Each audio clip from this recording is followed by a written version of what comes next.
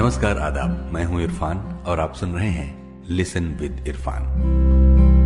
पेश है जिक्र मीर यानी महाकवि मीर की आत्मकथा। महाकवि मीर तकी मीर की आत्मकथा। मीर साहब की ये आप बीती जिक्र मीर हिंदी में मेरे सामने। सूरजमल की झड़प। सूरजमल बड़ा जीदार सरदार है।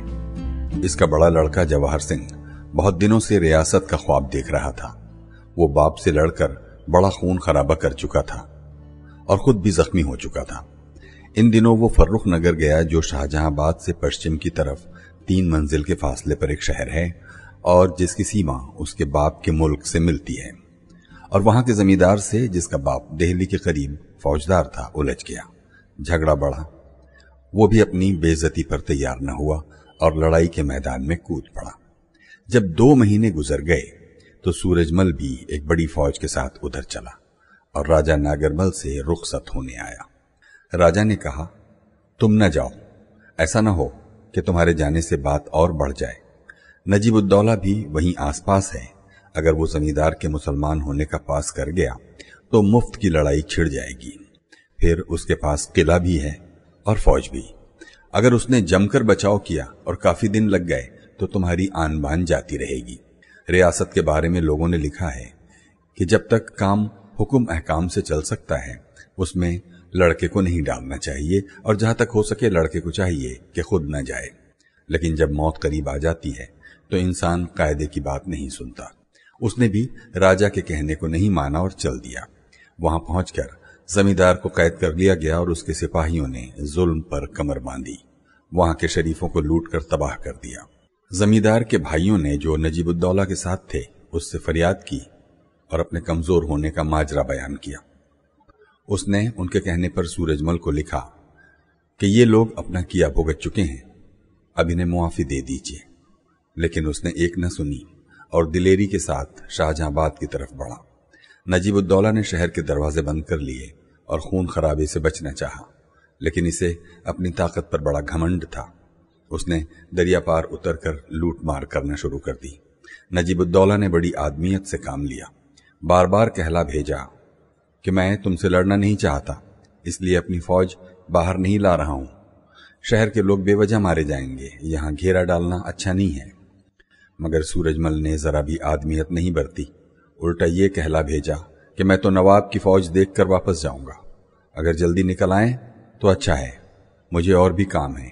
अगर नहीं निकलते हैं तो ये फौज, जो मेरे वश में नहीं है, सुबह शाम में शहर पर टूटा ही चाहती है। ये सुनकर नजीबुद्दौला ने कहा, यही चाहते हो तो सुबह हम निकलेंगे और तुम्हें अपनी फौज का रंग ढंग दिखा देंगे।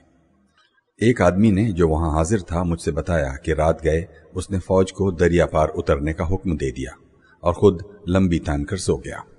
थोड़ी देर बाद जागा और कहने लगा कि मैंने एक अजब ख्वाब देखा है। लोगों के पूछने पर उसने बताया कि मुझे एक पेड़ पर एक कौवा बैठा हुआ दिखाई दिया, जिसके चारों तरफ बहुत से कौवे कांव कांव कर रहे थे। मैं उस रास्ते से गुजरा और एक ही तीर में उस कौवे को ढेर कर दिया। दूसरे कौवे उसे मरा हुआ देखकर उड़ गए। इस ख्वाब से लगता है कि मैं जीतूंगा। खुदा ने चाहा तो सुबह सवार होकर इस बदमाश को खत्म कर डालूंगा। जब सुबह हुई, कयामत टूटती हुई दिखाई दी। जंग का नकारा बजा। नजीबुद्दौला हाथी पर सवार होकर दरिया पार उतरा और मुकाबले में डट गया। सूरजमल ने बड़े घमंड के साथ अपनी फौजें बढ़ाईं। बंदूकें चलने लगी और सिपाहियों ने दांव फेर दिखाने शुरू कर दिए।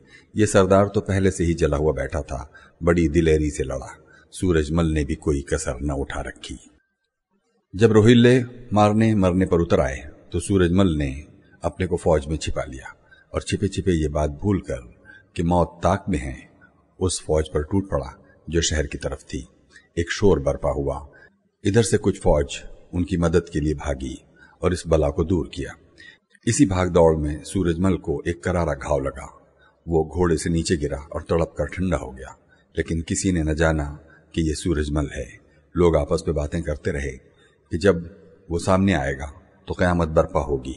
न जानते थे कि वो इसी पहली लड़ाई में मारा गया है। उसके बाद शाम तक लड़ाई बंद रही।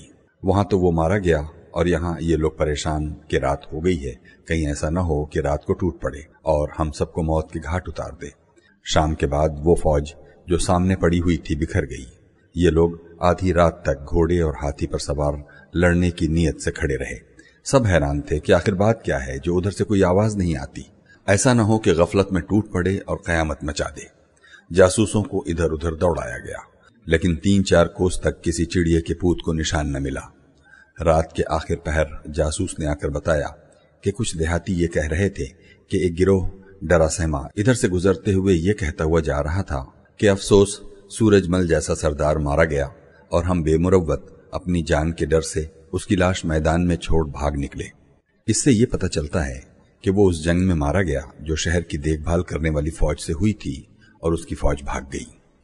अभी ये बातें चल ही रही थीं कि सुबह हो गई और एक सवार कटा हुआ हाथ लाया और बताया कि यह हाथ उसी का है जिसमें नासूर था। दूसरों ने भी उसे पहचाना और शादियाने बजने लगे। जब उसकी मौत का यकीन आ गया तो भागने वालों का पीछा करने निकले। अगर दरिया पार उतर जाते तो एक दुनिया को तबाह कर डालते। लेकिन राजा नागरमल ने लिखा कि नवाब ने ये दौलत यानी जीत गोया जंगल में पड़ी पाई है। अब अच्छा यही है कि उसे बहुत जाने और आगे न बढ़े। यहाँ काफी फौज जमा है, अगर लड़ने पर तुल गई तो मुसीबत हो जाएगी। चूंकि नवाब समझदार था इसलिए राजा का खत देखा तो वापस लौट गया। जवाहिर सिंह, जिसने ये खबर सुनकर होश उड़ा दिए थे, अगरचे देखने दिखाने के लिए अपने को बहुत संभाले हुए था, आया और रियासत का काम धाम संभाल कर फौज जमा करने में लग गया। वो हिम्मत, बहादुरी और मुरव्वत में अपने बाप से 100 गुना अच्छा है। खुदा किसी गलत आदमी को दौलत नहीं देता। बादशाह और वजीर के लश्कर का हाल। हुआ ये कि शुजाउद्दौला ने कुछ नातजर्बाकारों और नाअहलों के समझाने से, जो उसकी नाक का बाल बने हुए थे, इस लालच में कि अगर अजीमाबाद का सूबा जरा सी दौड़ धूप से हाथ में आ जाए तो क्या बुरा है, शाह आलम को अपने साथ लेकर उस तरफ निकल पड़ा। वहां ईसाइयों के सरदार ने शहर के बचाव का हतनेस्त करके उन्हें लिखा कि हमारी जिससे दुश्मनी थी उसको हमने मार दिया और देश निकाला दे दिया। हमें नवाब और बादशाह से कोई मतलब नहीं है। समझ में नहीं आता कि आप लोग कैसे इधर आए और लड़ने भिड़ने का ख्याल काहे को पैदा हुआ। अगर ये ख्याल है कि हम आपको बादशाह माने तो हम तो पहले से ही आपके गुलाम हैं, यहां तक आने की क्या हाजत थी। और अगर कुछ लोगों के भड़काने में पड़कर हमें मिटाना ही चाहते हैं तो हमारा वश ही क्या है। बड़े लोगों का मिजाज उमड़ते हुए सैलाब की तरह होता है, जिधर को चला चल पड़ा। हम तो घास फूस हैं, हमारी बिसात ही क्या जो उनके रास्ते में आ सके। सरदारों की तबीयत तो आंधी जैसी होती है, हम तो तिनके की तरह हैं, हमारी क्या मजाल के रास्ता रोक लें।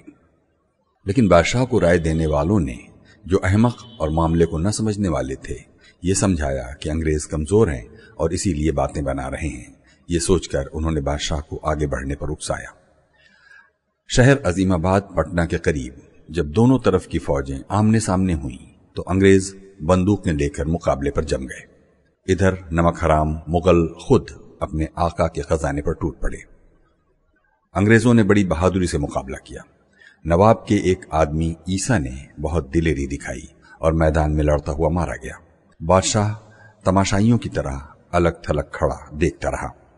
शुजाउद्दौला ने, जो शहर के आसपास कहीं लड़ रहा था, जब देखा कि ठहरना अच्छा नहीं है तो बचे खुचे लोगों को साथ लेकर अपने सूबे की तरफ निकल गया और इतना लंबा सफर 1.5 दिन में तय करके अपने ठिकाने पर पहुंचा। रुपया, पैसा और फौज ले लिवा कर फर्रुखाबाद को चल दिया। अगरचे ये दुनिया वो जगह नहीं जहां किए का फल मिलता हो, लेकिन कभी कभी ऐसा भी हो जाता है। इस भारी लश्कर की ये हार उस बेईमानी का बदला था जो उन्होंने कासिम अली खां से की थी। इधर तो ये सब कुछ हुआ और वहां अंग्रेजों ने खेमों और लड़ाई के सामान पर कब्जा कर दिया।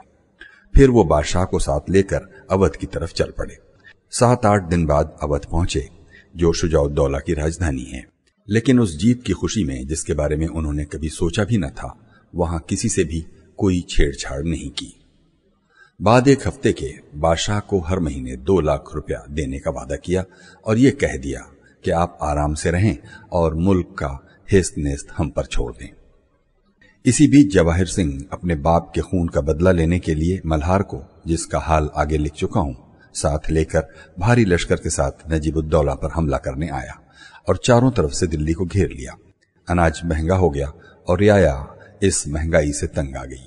लड़ाई झगड़े का सिलसिला 2 महीने तक चलता रहा।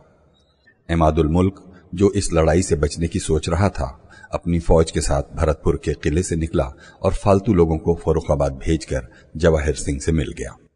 आखिर अब्दाली के आने की खबर सुनकर जो इस साल शाहाबाद तक आया था, लेकिन सिखों के हंगामे की वजह से नाकाम लौट गया था, सारी स्कीमें हवा में उड़ गईं। आपस में सुलह हो गई। इमादुल मुल्क मल्हार के संग अहमद खां बंगश के पास चला गया, जिसके साथ उसकी बड़ी दोस्ती थी, और जवाहिर सिंह अपनी रियासत में आकर दूसरे कामों में लग गया। अपने बाप के जमाने में उन सरदारों में से जो उसे बच्चा समझकर टाल देते थे, कुछ को उसने मरवा डाला और कुछ को कैद करके जेल में डाल दिया। नवाब इमादुल मुल्क इस सिनो साल के बावजूद इस जमाने में अपना जवाब नहीं रखते। उनमें बहुत सारी अच्छाइयां हैं। 5-6 तरह की लिखाई लिखना जानते हैं, उर्दू और फारसी दोनों में मजेदार शेर कहते हैं और मेरे हाल पर मोहब्बत की नजर रखते हैं। मैं जब भी उनसे मिला हमेशा फायदा उठाकर लौटा।